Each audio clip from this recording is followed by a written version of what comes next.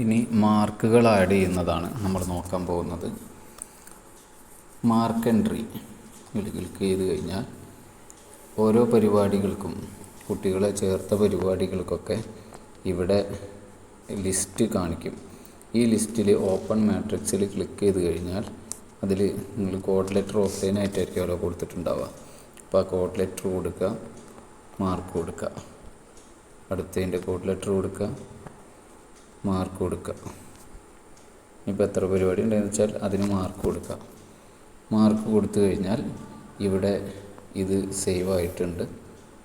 പിന്നെ സേവ് ചെയ്ത് കഴിഞ്ഞാൽ നമുക്ക് പിന്നെ മാർക്ക് കാണാൻ ഉള്ള ഓപ്ഷൻ എന്താണെന്ന് വെച്ചാൽ പ്രോഗ്രാം വൈസ് റിസൾട്ടിൽ പോവുക.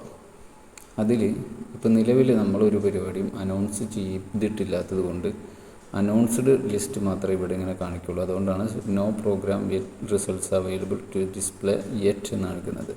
പക്ഷേ നമ്മൾ മാർക്ക് ആഡ് ചെയ്തിട്ടുണ്ട്.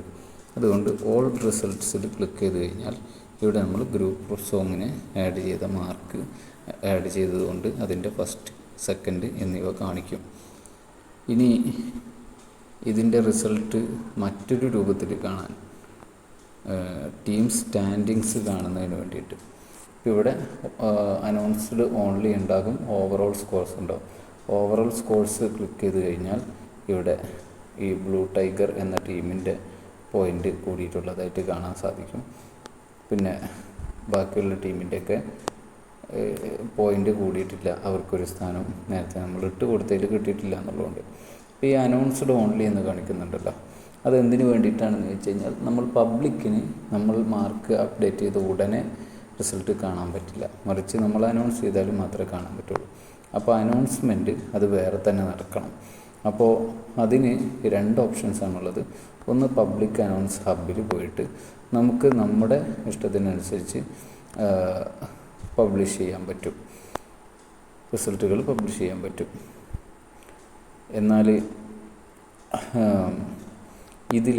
ഇത് കൂടാതെ നമുക്ക് മറ്റൊരു ഓപ്ഷൻ ഉള്ളത്, അത് ഇവിടെ തന്നെ കാണിക്കുന്നുണ്ട്, സ്കോർ ബാലൻസർ AI എന്നതാണ് ഈ ഒരു കോളത്തിൽ കാണിക്കുന്നത്.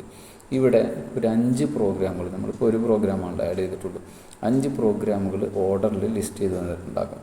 അതിൻ്റെ പ്രത്യേകത എന്താണെന്ന് വെച്ചാൽ നമുക്ക് ടീമുകൾ തമ്മിലുള്ള മാർക്കുകളുടെ വ്യത്യാസം ഏറ്റവും കുറഞ്ഞ വ്യത്യാസത്തിലേക്ക് എത്തിക്കാൻ വേണ്ടിയിട്ടുള്ള ഒരു AI സംവിധാനമാണ് ഇവിടെ ചെയ്തിട്ടുള്ളത്.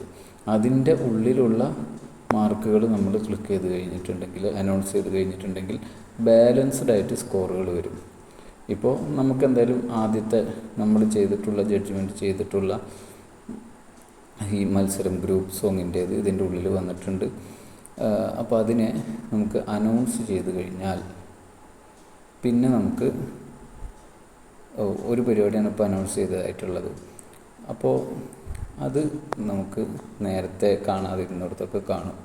ഇപ്പോൾ അനൗൺസ്ഡ് ഓൺലി, അനൗൺസ്ഡ് മാത്രമേ കാണിക്കുള്ളൂ, എന്നിട്ട് പോലും ഇത് വന്നു. കാരണം നമ്മൾ അനൗൺസ് ചെയ്തിട്ടുണ്ട്, അതുകൊണ്ടാണ് ഇങ്ങനെ റിസൾട്ട് കാണിക്കും. റിസൾട്ടിൻ്റെ മറ്റൊരു രൂപമുള്ളത് ടീം സ്റ്റാൻഡിങ് പറഞ്ഞു, ടീം ഡീറ്റെയിൽഡ് പോയിൻ്റ് ടേബിൾ എന്നുള്ളതാണ് അടുത്തത്.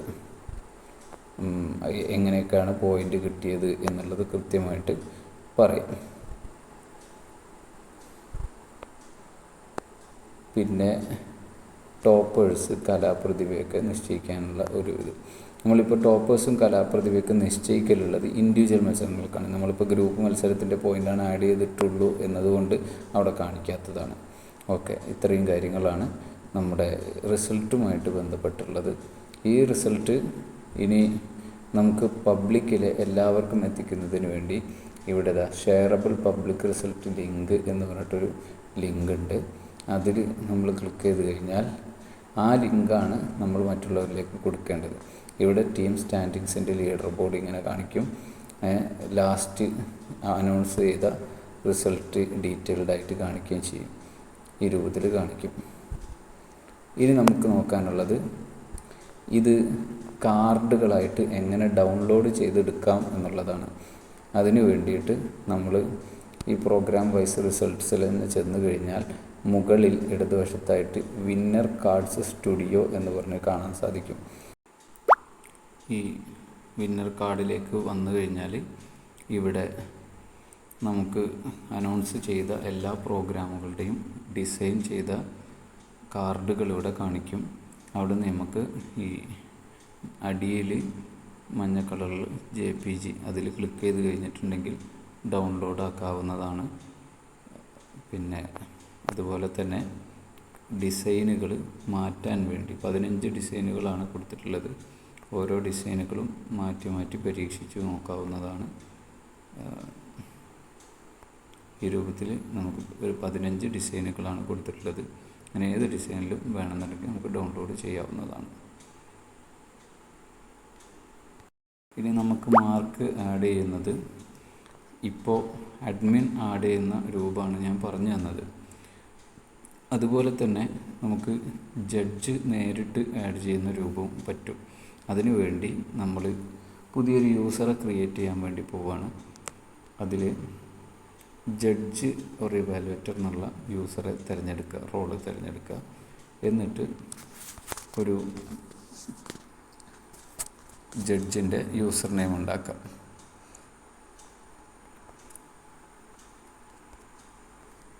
ജഡ്ജ് യൂസർ എന്ന് പറഞ്ഞിട്ട് ഒരു യൂസർ നെയിം ഉണ്ടാക്കുക. ഇമെയിൽ കൊടുക്കുക, ഏത് ഇമെയിലെന്ന് വെച്ചാൽ അത് കൊടുക്കുക. പിന്നെ ഒരു പാസ്വേഡും കൊടുക്കുക.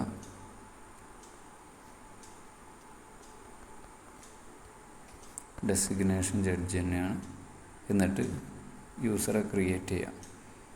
ഇങ്ങനെ ക്രിയേറ്റ് ചെയ്ത് കഴിഞ്ഞാൽ നമുക്ക് ഈ യൂസേഴ്സിനെ, ഇപ്പോൾ ജഡ്ജ് യൂസർ എന്ന് പറഞ്ഞിട്ട് ഇവിടെ അഷ്റഫ് എന്ന് പറഞ്ഞിട്ട് വേറെ യൂസറെ ഞാൻ ക്രിയേറ്റ് ചെയ്തിട്ടുണ്ട്. ഈ ജഡ്ജ് യൂസറായിട്ട് വരുന്ന ആളെ നമുക്ക് പരിപാടികൾ നിയന്ത്രിക്കുന്നതിനും അതിന് മാർക്കിട്ട് കൊടുക്കുന്നതിനും ഉപയോഗിക്കാം. അപ്പോൾ ഈ ജഡ്ജ് യൂസർക്ക് ഏതൊക്കെ പരിപാടിക്ക് ജഡ്ജ് നടത്തണം എന്നുള്ളത് നമ്മൾ തീരുമാനിച്ചു കൊടുക്കുകയാണ് ചെയ്യുക. അപ്പോൾ കാറ്റഗറികളിലുള്ള ഓരോ പരിപാടികൾ ഇവിടെ ലിസ്റ്റായിട്ട് കാണിക്കും. ജനറൽ A കാറ്റഗറിയിൽ ഗ്രൂപ്പ് സോങ്, മാലപ്പാട്ട്, പേപ്പർ പ്രസൻറ്റേഷനാണ് ഉള്ളത്. അപ്പോൾ നമ്മൾ 2ാമത്തിൽ കൊടുത്തു. പിന്നെ ബാക്കി എത്ര എണ്ണത്തിൽ വേണോ അത്രയും കൊടുക്കുക. ഒരെണ്ണം മാത്രമാണ് കൊടുക്കണമെങ്കിൽ അങ്ങനെ കൊടുക്കുക. അപ്പോൾ ഈ ജഡ്ജിന് അവിടെ മാത്രം ആക്സസ് കിട്ടും, ഈ പരിപാടികൾക്ക് മാത്രം ആക്സസ് കിട്ടും. എന്നിട്ട് സേവ് കൊടുക്കുക. ജഡ്ജിന് എത്ര പരിപാടിയാണ്? 6 പരിപാടി നമ്മൾ ജഡ്ജിന് വേണ്ടിയിട്ട് കൊടുത്തിട്ടുണ്ട്. ഓക്കെ, ഇനി നമുക്ക് ആ ജഡ്ജിൻ്റെ പ്രൊഫൈലിൽ കയറിയിട്ട് നോക്കാം എന്താണ് ആവുന്നതെന്ന് നോക്കാം.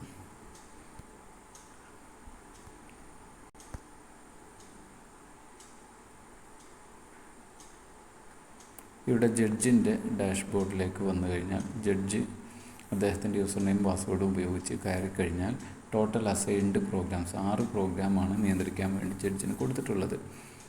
കംപ്ലീറ്റഡ് ഇവാലുവേഷൻ 1 നേരത്തെ നമ്മൾ ഇവാലുവേറ്റ് ചെയ്തതാണ്. പിന്നെ അതല്ലാത്ത അടുത്ത പ്രോഗ്രാമുകളുടെയൊക്കെ പെൻഡിങ് ഇവാലുവേഷൻ 5 പ്രോഗ്രാമുകളുടേതുണ്ട്.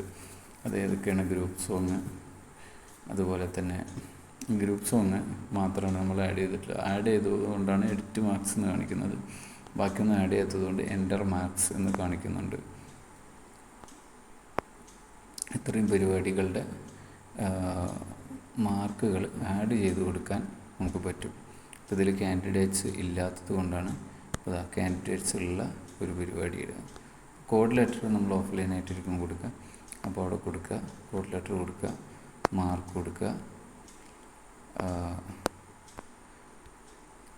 മാർക്ക് കൊടുക്കുക. അങ്ങനെ നമ്മൾ സേവ് ചെയ്യുന്നു. സേവ് ചെയ്ത് കഴിഞ്ഞാൽ ആ സേവ് ചെയ്ത മാർക്ക് ഇവിടെ പ്രിവ്യൂ ആയിട്ട് കാണിക്കുകയും ചെയ്യും. ഇനി നമ്മൾ ജഡ്ജസിൻ്റെ ഡാഷ്ബോർഡിലേക്ക് തിരികെ പോകുന്നു. അപ്പോൾ ഇവിടെ നമുക്ക് എത്ര പ്രോഗ്രാമാണ് ഉള്ളത് എന്നൊക്കെ കാണാൻ പറ്റും, അതിൻ്റെ ഡീറ്റെയിൽസ് കാണാൻ പറ്റും. നമുക്കിനി നമ്മുടെ അഡ്മിൻ്റെ ആ ഐഡിയിലേക്ക് തന്നെ ലോഗിൻ ചെയ്യാം. അതിലേക്ക് പോയി കഴിഞ്ഞാൽ ഇവിടെ നമ്മൾ മറ്റൊരു പരിപാടിയുടെയും കൂടെ ആഡ് ചെയ്തിട്ടുണ്ട്. പ്രോഗ്രാം വൈസ് റിസൾട്ട്സ് നോക്കിക്കഴിഞ്ഞാൽ ഇവിടെ അനൗൺസ്ഡ് ഓൺലിയാണ്. ഓൾ റിസൾട്ട്സ് നോക്കിക്കഴിഞ്ഞാൽ അതിൽ നമ്മുടെ ഇംഗ്ലീഷ് എസ്സേയും കൂടി ഉണ്ടാകും. ഈ ഇംഗ്ലീഷ് എസ്സേ ഇനി നമുക്ക് അനൗൺസ് ചെയ്യണമെന്നുണ്ടെങ്കിൽ പിന്നെ അനൗൺസ്മെൻറ്റ് ഹബിലേക്ക് പോവുക. പബ്ലിക് അനൗൺസ് ഹബ്ബുണ്ട്, അതല്ലെങ്കിൽ സ്കോർ ബാലൻസർ ഉണ്ട്, 2-ൽ 1 പോവുക. പോയതിന് ശേഷം അവിടെ നമുക്ക് ഒരു പ്രോഗ്രാമേ അവിടെ ഇനിയുള്ളൂ. ആ പ്രോഗ്രാം നമുക്ക് അനൗൺസ് ചെയ്യാം.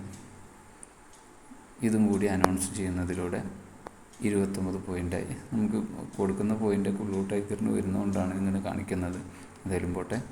അപ്പോൾ ഈ രൂപത്തിൽ നമുക്ക് പരിപാടികളുടെ മാർക്ക് ആഡ് ചെയ്യാൻ, ജഡ്ജസിന് ആഡ് ചെയ്യാനുള്ള രൂപമുണ്ട്. അല്ല, ജഡ്ജസിൽ നിന്ന് പേപ്പറായി വാങ്ങിയതിന് ശേഷം അഡ്മിന് തന്നെ ആഡ് ചെയ്യാനുള്ള രൂപവും ഉണ്ട്.